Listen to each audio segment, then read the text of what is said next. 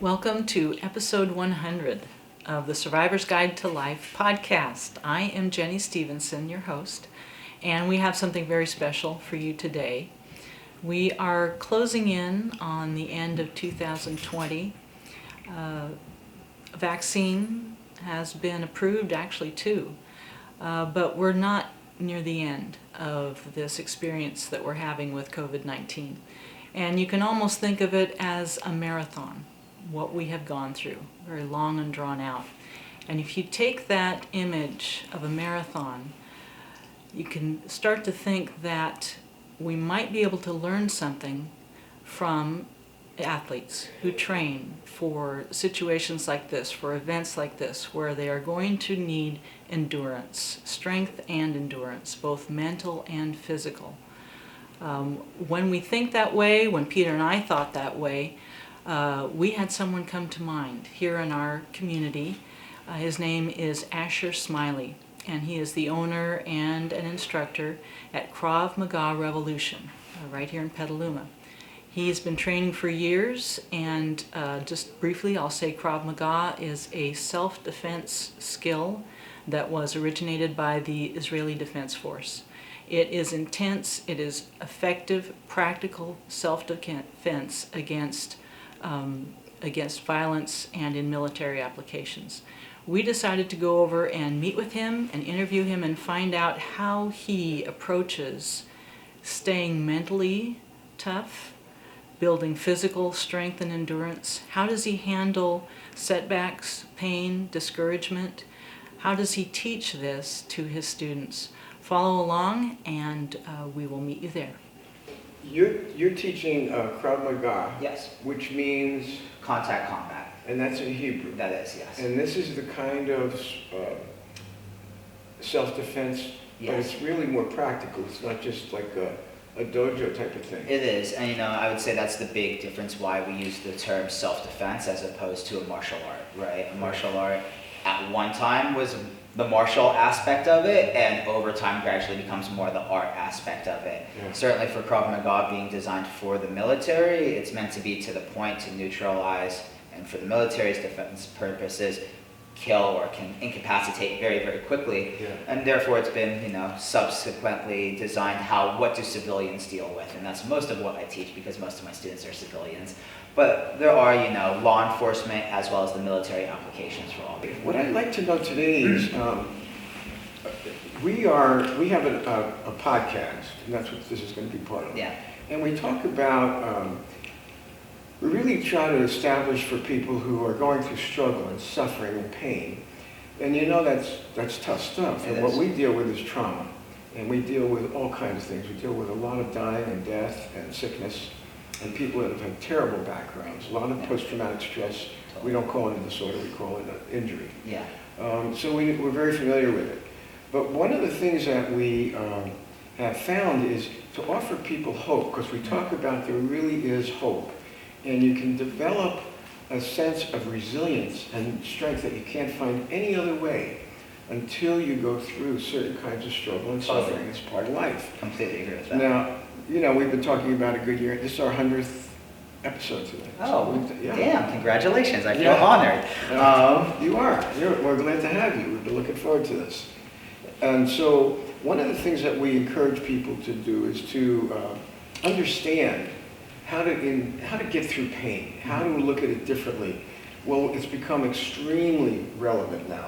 Yeah. We deal with a lot of people that are not just military, but frontline workers like ourselves and others that deal with pain regularly. We call it nurses, doctors, Yeah. extraordinary reality. Most people would rather not do it. Totally. They avoid it. In our culture, that's forget it. Absolutely. Okay, well now everybody's thrust into the extraordinary reality. So one of the things that we've learned, and we work with people, we have guests on, and how people learn to gain a new strength and look at pain as more of nothing. It's not something to fear, but something as a challenge to get through and to reap the benefits. Totally. It's A lot of building block. endurance athletes know about this. I'm an Yeah. athlete still, and they know about it. But most people, when they come up against a lot of pain, they're going to go the other way. Where Absolutely. That's for somebody else, not me. Then there's people like us that we embrace it. We work in it. It's a calling in our lives. Totally. So we look at that and we go, well, you know what? We want to convey the message to the folks today who aren't prepared, and that's most, that there is a way to get through this. There is a way to not just be afraid or overwhelmed or completely discombobulated by it, but to embrace it and to move forward and not to run away from it, even if you've never done it before. You're in it, whether you like it or not. Yeah. And we encourage people to begin to look at life in a new way, and that pain is part of life. So is struggle. It's something that we in our culture have avoided, Yeah. and we're kind of jaded about, but now that's different. Yeah. And there's a new way of dealing with this change, and you don't have to let it completely overwhelm you or paralyze you. And a lot of people, believe it or not, are not coping well. And we're in this for the long haul, as we're finding out. Yes. So we're teaching people how to begin to look at it as an opportunity, as a new way of looking at life, and incorporating what they're going through, and actually looking at it as we call a blessing in disguise. Right. Because it gives you a chance to begin to learn new skills, new life skills. Maybe there's things that you've wanted to do that you never took the time to even think about. Well, now you got the time. Yeah. Maybe there's things you never wanted to face about yourself. Now, people in the front lines like us, we have to face it, or we're going to burn out and we're going to not be very effective. Yeah. Most people would do that. It's teaching people how to adapt, how to face pain in a new way. And actually, you can look at an athlete and go, these long-term, these high-level athletes, like yourself, who are training, there's pain involved. You just said a 16-year-old broke your ribs. Yeah. Teaching people that attitude is a new thing. And It's hard. teaching people a value of how to not just endure, to adapt, to develop new interests, new skills, new abilities, to get creative, and not let this difficulty stop you. Yeah. In fact, look at it as a new opportunity. A lot like these long-distance athletes, like I do. The reason we're talking to you today is you're a trainer Yeah. in a very intensive military self-defense art. Yeah. And I'm sure, well, you just told me, I mean, you were training with a 16-year broke your ribs. Yeah. That's not fun. That's hard to breathe after that. Did you breathe? I mean, Doesn't that hurt? it sucked, but I went back and continued training because that's just what you do. Yeah. Well, at least that's what I do. That injury, I broke those same ribs 3 more times in a 6-week period because I refused to stop training. What we do involves a lot of pain too, and Totally. it's helping people through trauma. We're exposed to incredible pain, and that doesn't mean we're not feeling it, not near it. No. But we develop this resilience of knowing how to work it through. And we don't, at the time, we can't take the time in our own pain because we're there to help other people. Right. But we have had to train ourselves through our work on how to decompress, how to let go of that so we have the resilience to go on. I've been doing what I'm doing now 50 years, Yeah. and we're roaring. We're still moving very fast. And I love it. Yeah. But it's very, very difficult work. Most people don't want to do it. It's very hard. I think that what you do is teaching people how to see pain and challenge and struggle as a new opportunity and has a different purpose in life that can open up their lives, not just with the training, but it affects other parts of their life too. It changes their attitude. Absolutely. I wanted to know from you personally, Yeah. how we know how we deal with our stuff, and we know how to help other people. We don't know much about your military. Steve does, but we don't. But how how you deal with yourself and through the work you do. You talked about having broken ribs several times and yada yada, and your parents finally got pissed, and Yeah. they were right, by the way. Yeah. But anyway, I'd like to know where you are in your life today and how you deal with you're starting your own business. It's a great idea. I know some of the people are coming love it. But why don't you tell us a little bit about how you work through these things and what it's done for you? So, I mean, in general, one of the things to me that the training does is create perseverance, right? You're going to run into someone better than you, always in training. You're always going to come onto your own personal physical limitations, especially when you're new to training. You might not be in the best shape to start with. Everything feels worse than it should, and you think you're dying the entire time. So the standpoint is like part of the perseverance is the continuing to come through and continue to train in that way. How I deal with the injuries is, of course, like, okay, I have to diagnose what level of badness is this particular injury. You know, I didn't want to stop with the broken ribs thinking that I can protect them. I was wrong, and I continued to make the injury worse where I needed to stop. Other situations like, you know, breaking my toes and things like that, or breaking my fingers. Those don't require the same level of stopping, not really, if you're mentally ready to be like, okay, yeah, that really, really sucked. And it hurts a lot, but I can just tape that finger to the next finger and keep going if I decide that that's what's about to happen. And that's where where does the mental toughness comes in? Well, that's what I did. I taped the finger and I came back onto the mat and continued my training session. Or when I broke my toe, you wrap it, or in the case of the EMT who thinks he's funny, it's not the pinky or the big toe. I can cut it off for you and you're not a disabled person. Thank you. Just tape the toe, That please. was a joke, right? It was a joke, but he had a knife in his hand because it was Israel. Oh, So it was in Israel when that happened. So Yeah, he yeah, thought yeah. he was being funny. Yeah. And I was like, no, you can just tape the toe. That's totally fine. But it's one of those things where it just doesn't start that way. Or certainly for most people, it doesn't start that way. To have that mental fortitude or the understanding enough of your body to be like, is this a legitimate injury that requires my actual rest and recovery? Yeah. Or is this something that's discomfort that I really don't like, but I actually could push through to see how much I actually can give in this situation? And that's where the baby steps come in, right? That's right. That's another That's where part the of it. baby steps But come what in. you're saying is you've embraced a different attitude about pain Absolutely. and struggle, and you're, I want to say sport, but this is more than really just a sport. It is, because it's about protection for real life. We're not training for a fight where I know my opponent's game and they know my game. I'm training for the attacker or mugger or the group of people that are coming at me or my family, right? You know, that's my attitude. I don't look at pain as the end. I look at it as move through it and come through the other side because there's so much benefit to it. It sounds to me, even at a younger age, you're much younger than I am, you've learned that too. Absolutely. Do you convey that to your students too? Totally. I mean, that's where, you know, the Krav Maga, definitely, we have to teach the mindset, right?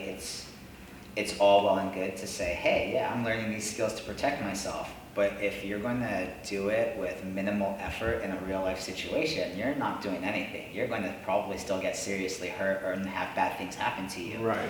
You have to have the headspace of 1,000%. And yeah, injury might occur. I might get really messed up. This person has a knife and I'm up against a wall and my only option is to get through them. I will probably be getting stabbed. But you know what? That's fine. I would rather get through this than be up against the wall and know I'm being stabbed anyways and not go home. So you take a more assertive stance. Very much In so. other words, instead of going passive or running away, or which sometimes it's a wise. Well, no, thing to do. running away is always an option. Oh, Yeah. well, when there is the option of running away. Exactly. That's why I specifically chose up against the wall. My only option is to go through my opponent, Yeah. right? So what you're really talking about is you learned how to be assertive and Absolutely. in certain situations instead of letting it. And there is fear. I mean, somebody coming to Of course. I still get butterflies in my stomach at altercations and things like that, or before like training fights and sparring. Sure. But, you know, you push that stuff down and fuel the fire to get ready and Actually, that enjoy helps. it. Yeah. And enjoy it, right? Yeah. It helps a little bit. It does. Because I've had that. I've been competing for years, and I still get that way. Yeah. But the part of it that I'm hearing is now I know some people are born really strong-willed and assertive. Absolutely true. Okay, and for them this is going to come easier. There's a lot of people that aren't, Yeah. and they have to. But this seems to be a skill or an ability that people can learn. It's a Hugely mental so, toughness. definitely. It is mental toughness skill. Okay. So it's something that people can learn, Absolutely. and it would be very beneficial. Everyone should learn these skills. And especially definitely. now, during the pandemic, wouldn't you say Yeah. that attitude would really help them? Absolutely, because it's adaptability and the ability to not look at it of, oh no, my life isn't going the way I wanted it to because the 5-year plan I made 3.5 years ago is no longer on track. Yes. Dude, how much of your life is what it was that time period ago anyways? Start to reevaluate more regularly and more realistically of what your life wants to be. and start looking ahead to new opportunities. Yeah. And probably people wouldn't even do that unless they were up against the challenge. Well, exactly, because most people live within the bubble of comfort, right? No one wants to go outside the comfort zone, and so therefore people stay in bad relationships. They stay in crummy jobs. They just go along with their life because it's comfortable enough for them. But if you're willing to live life constantly outside of comfort levels, then you're no longer willing to take those BSE jobs or the crappier relationship. You're more willing to say, hey, I don't like this about our relationship.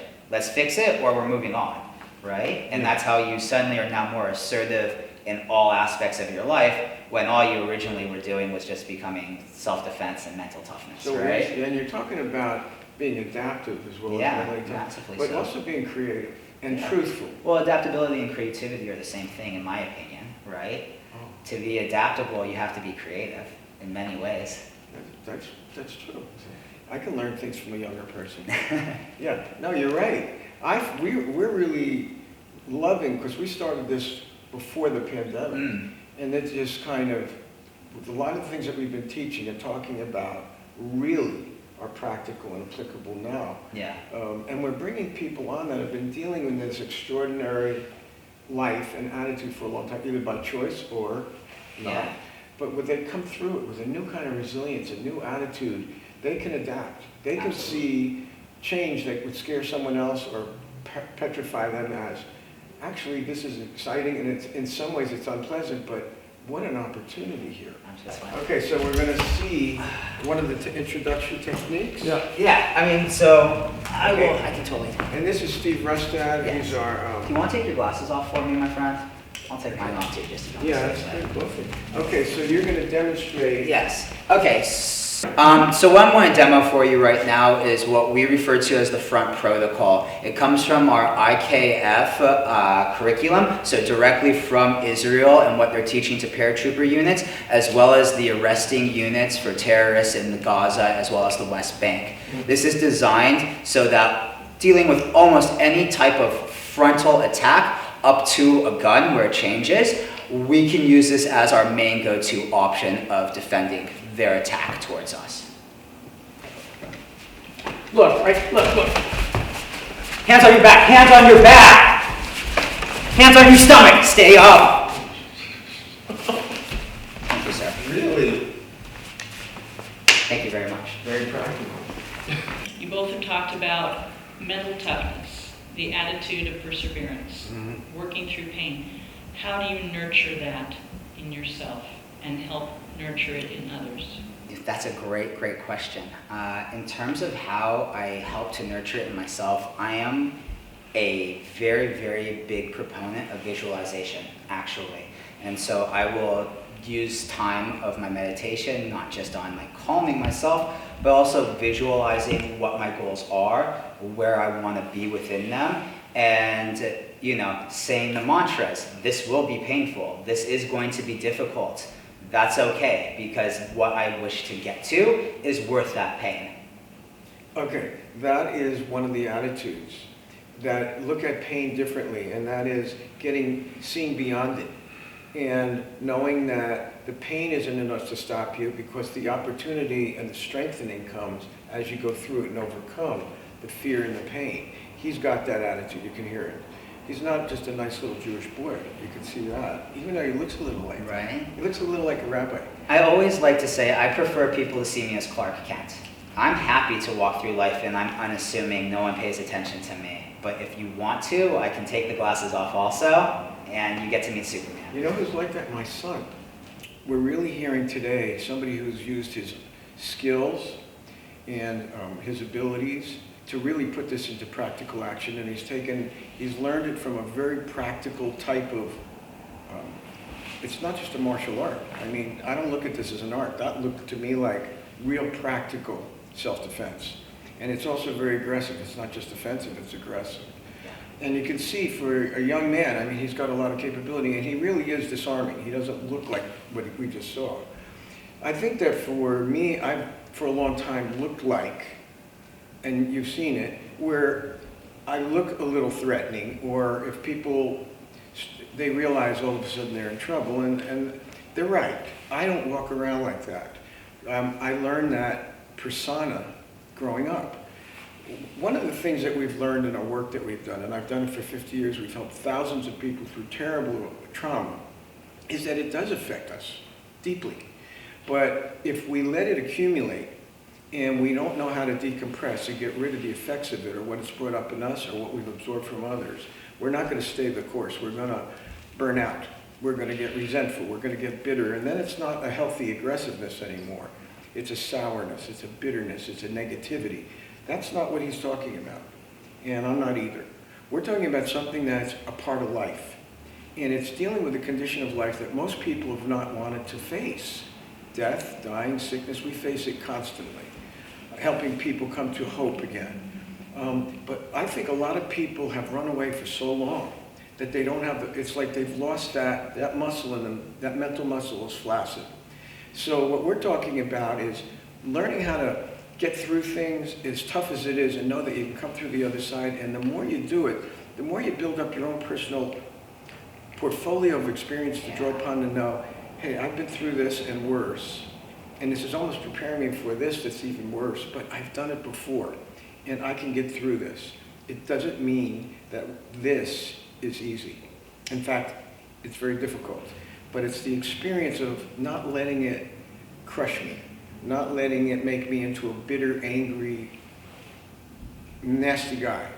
It's learning how to get rid of the effects of it and to go on and to find the resilience, the flexibility, looking at things as a challenge rather than some kind of fearful, painful event to run away from.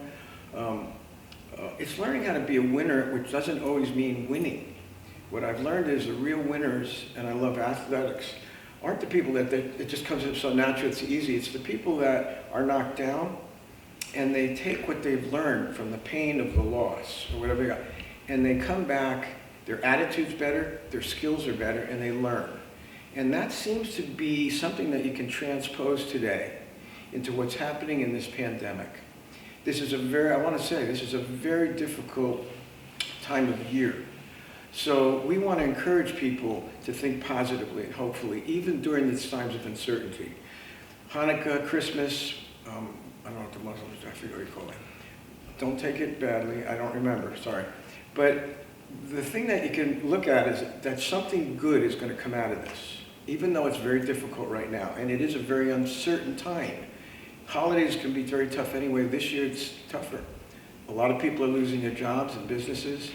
But you know what? Out of this, we're going to see something new, a new strength, a new ability to endure, a new ability to persevere, and to take the challenges in a new way. That's what I encourage. Not easy living, but know how to be effective. This is an effective man right now. And thank you so much for what you did. You're a fine young man, and I can say that because I'm a little older than you. I hope you enjoyed meeting Asher Smiley and watching the demonstration and learning some of what he puts together for himself and his students to succeed, to move forward, to keep his attitude positive and strong in all the challenges that he goes through. And I think there's things there that we can learn from and use as we continue to go through this COVID experience. I, again, am Jenny Stevenson, host of the Survivor's Guide to Life podcast. I do want to mention that there was an article in the New York Times, it's been a little while ago, that also covered some of these ideas, recommended some skills, interviewed some athletes. It was called Build Mental Endurance Like a Pro, and a link to that article will appear in our podcast credits, along with a link to Asher's dojo, Krav Maga Revolution in Petaluma. So if what we've brought to you today is of value, and I sure hope it was, please consider donating to us, SC Trauma Treatment, who generously sponsor and support what we're doing here.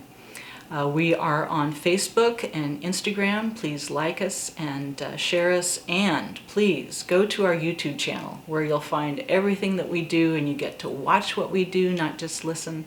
Our podcast is also on all of the regular podcast outlets. You can reach Peter and I at 707-781-3335 or Jenny at bernsteininstitute.com. Thank you for watching. Please be safe, and we will see you again soon.